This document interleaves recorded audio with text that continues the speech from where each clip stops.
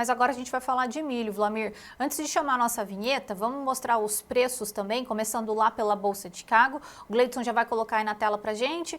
Vamos lá, o julho 25 a 4,44,50, subindo 5 pontos. O setembro a 4,32, com leve alta. O dezembro está na estabilidade ali, 4,48,25, e a gente tem o março 26 a 4,63,25, caindo 0,75 pontos nesse momento.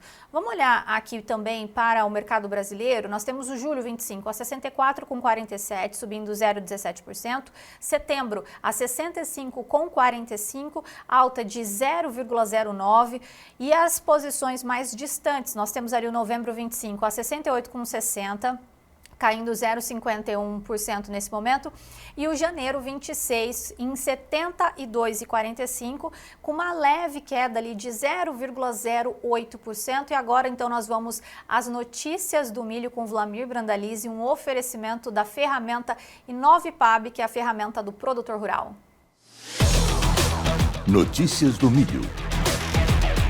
Oferecimento Inovipab, a ferramenta do produtor rural. Ô Wlamir, toda vez que a gente fala de cavalinho encilhado, aí eu pergunto para o senhor, né? No caso do milho, pode ser que tenha um cavalinho encilhado também na próxima semana, apesar de todo o cenário que a gente está vendo agora, né? Entrada da safrinha, mas o senhor sempre reforçando para a gente que nós temos um déficit mundial de milho. Olha, Fernanda, continua com déficit, isso não mudou nada, né? Os fundamentos do milho não mudaram. Mas como nós estamos aí com a condição de milho na boca da colheita da safrinha, né? Nós estamos aí com uns 4% da safrinha colhida. Ele não avançou muito essa semana por causa que estava chovendo muito aí no oeste do Paraná, até parte ali do começo do sul do Mato Grosso do Sul. Então as regiões prontas aí do Paraná estavam com chuvas, colheita parada agora desde terça-feira para cá.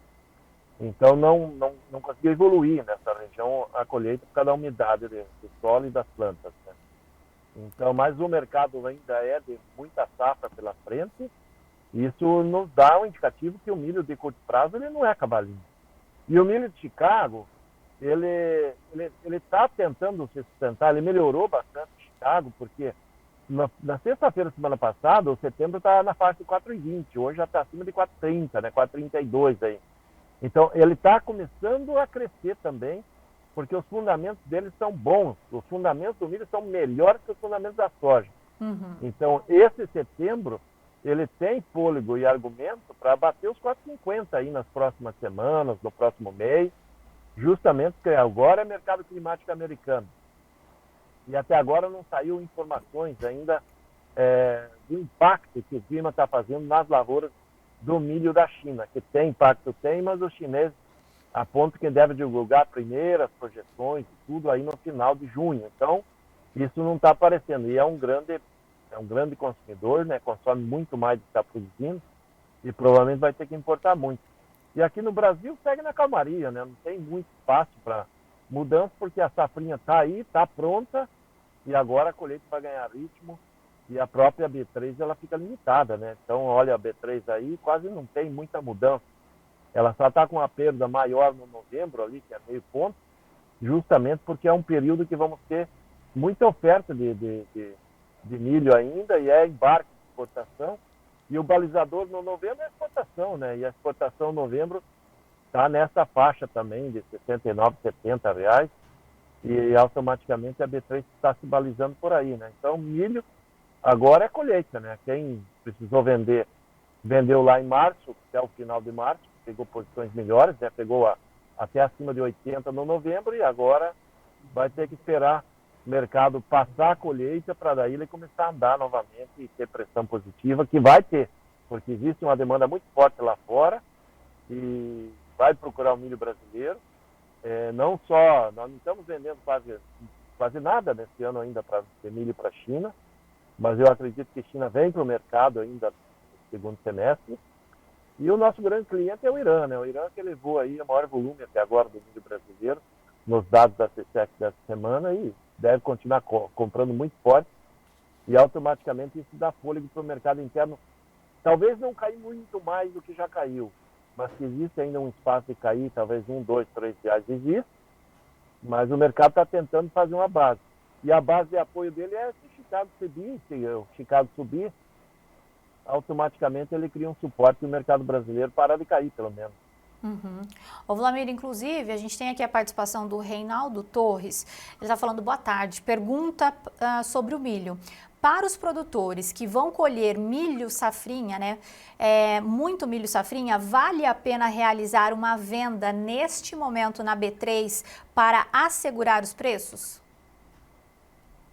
Nesse momento é importante do produtor fazer uma posição da B3, se ele for vender o milho físico dele, daí ele compra uma posição, se o mercado reagir, ele consegue ganhar na B3.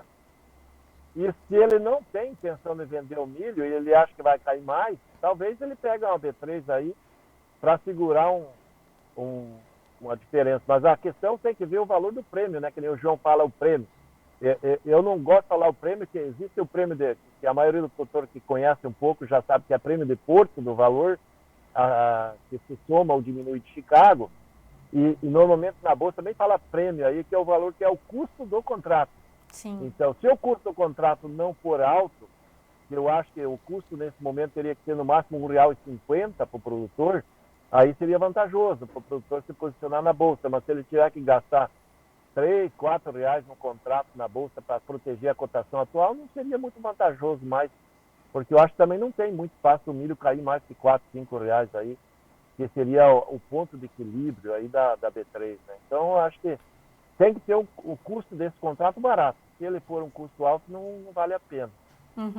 Ô Vlamir, de qualquer forma, quem conseguir segurar esse milho pode ter melhores oportunidades de comercialização depois que a gente passar esse pico da colheita da segunda safra aqui no Brasil. Ah, sim. Depois que passar o pico da colheita, que o mercado encerrar as entregas dos contratos, a tendência do milho é de valorizar R$1 a R$2 por mês, meio linear aí, em função do mercado internacional comprador.